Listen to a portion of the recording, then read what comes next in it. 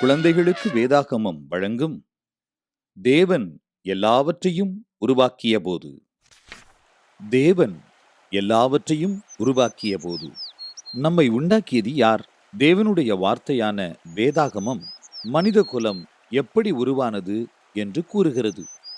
பல காலங்களுக்கு முன்னால் தேவன் முதல் மனிதனை உருவாக்கி அவனுக்கு ஆதாம் என்று பெயரிட்டார். ஆதாமை தேவன் மண்ணிலிருந்து படைத்தார். தேவன் ஜீவ சுவாசத்தை அவன் மேல் ஊதிய போது அவன் உயிர் உள்ளவனாகி அழகான ஏதேன் தோட்டத்தின் நடுவில் காணப்பட்டான்.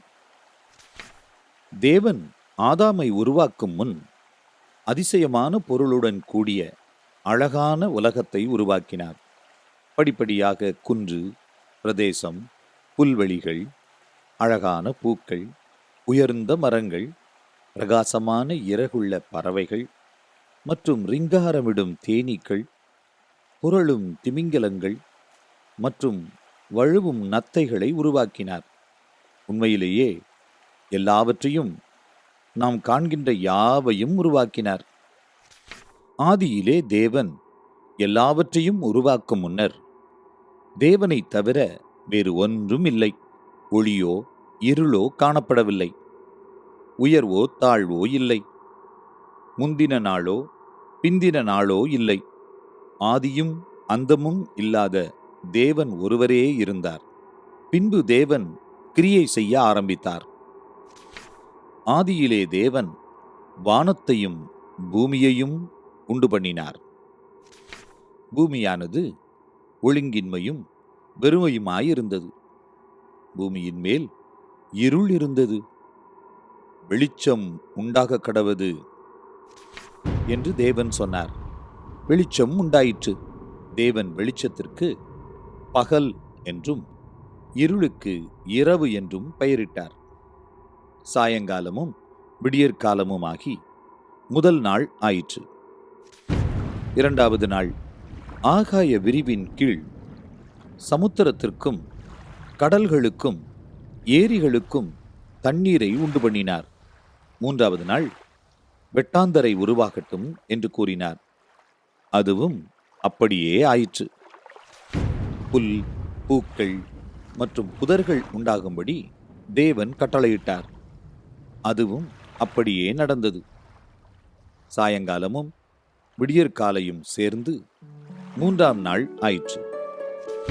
பின்னர் தேவன் சூரியன், சந்திரன், யாராலும் எண்ண முடியாத நட்சத்திரங்களையும் உண்டு பண்ணினார். சாயங்காலமும் விடியற்காலமும் சேர்ந்து நான்காம் நாள் ஆயிற்று. அடுத்ததாக தேவனுடைய பட்டியலில் கடலில் வாழும் மீன்களும் பறவைகளும் இருந்தன.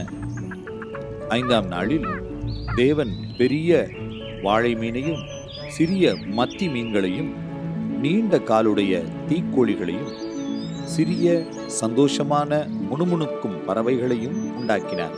தண்ணீரை நிரப்ப சகலவிதமான மீன்களையும் ஆகாயத்தையும் நிலப்பரப்பையும் நிரப்ப சகலவிதமான பறவைகளையும் உண்டாக்கினார். சாயங்காலமும் விடியற்காலமும் சேர்ந்து ஐந்தாம் நாள் ஆயிற்று. மறுபடியும் தேவன் பேசினார். பூமியானது வாழும் உயிரினங்களை பிறப்பிக்க கடவது என்றார். சகலவிதமான பிராணிகள், பூச்சி இனங்கள், ஊரும் பிராணிகள் வந்தது. பூமியை அதிர வைக்கக்கூடிய யானைகள், சுறுசுறுப்பான நீர் நாய்கள், குறும்பு பண்ணுகிற குரங்குகள், விகாரமான முதலைகளும் இருந்தது. அசையும் புழுக்கள், அழகான அணில்கள், கும்பலான ஒட்டக சிவிங்கிகள் மற்றும் உருமும் பூனைகள் வந்தது. இந்நாளில் தேவன் எல்லாவிதமான பிராணிகளையும் உண்டாக்கினார். சாயங்காலமும் விடியற்காலமும் சேர்ந்து ஆறாவது நாள் ஆயிற்று. ஆறாம் நாளிலே தேவன் விசேஷமான மற்றொன்றையும் செய்தார். மனுஷனுக்காக எல்லாம் தயாராயிருந்தது. வயல்வெளிகளில் உணவு இருந்தது மற்றும் பிராணிகள் அவனுக்கு சேவை செய்ய இருந்தன.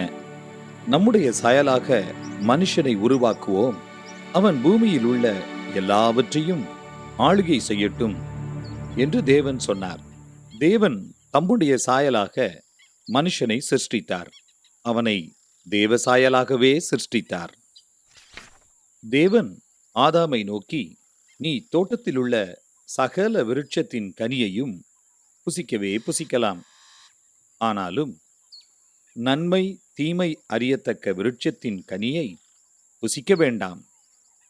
நீ அதை புசிக்கும் நாளில் சாகவே சாவாய் என்று கட்டளையிட்டார்.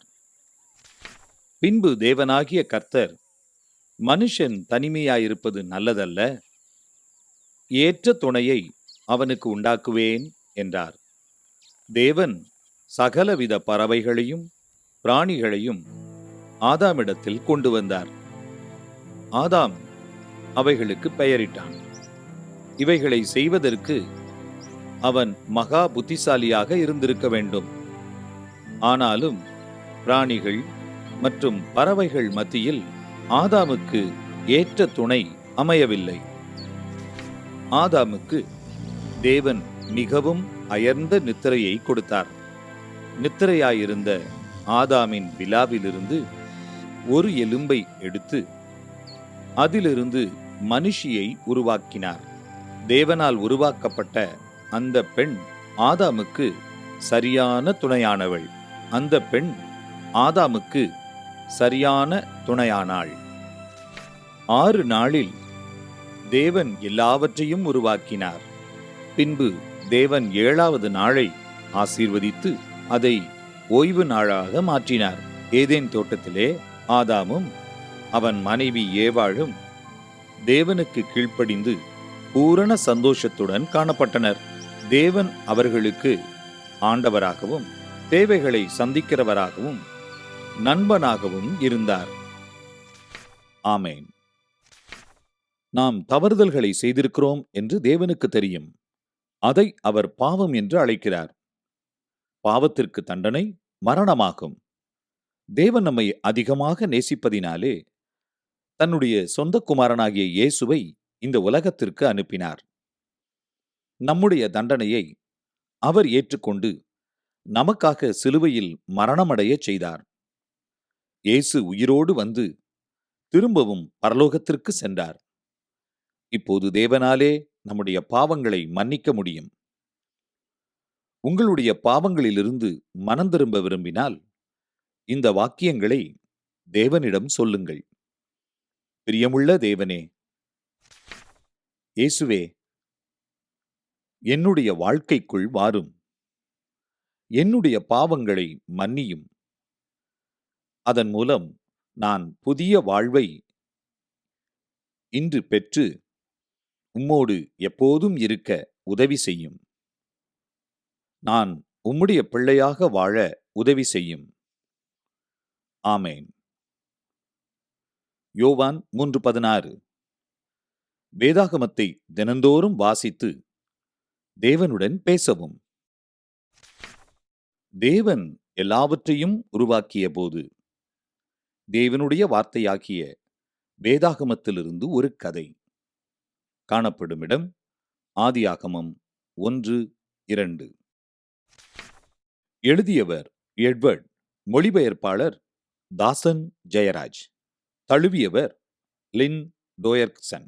சித்தரிப்பவர் சாம்சன் தாசன்.